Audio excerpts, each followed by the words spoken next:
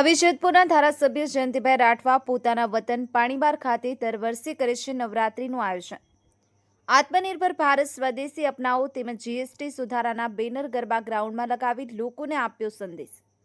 પાવી જેતપુર વિધાનસભાના ધારાસભ્ય જયંતિભાઈ રાઠવાએ પોતાના વતન પાણીબાર ગામ ખાતે દર વર્ષે નવરાત્રીનું આયોજન કરે છે અને નવરાત્રીના 9 દિવસ દરમિયાન ધારાસભ્ય જયંતિભાઈ રાઠવા માતાજીની આરાધના કરે છે।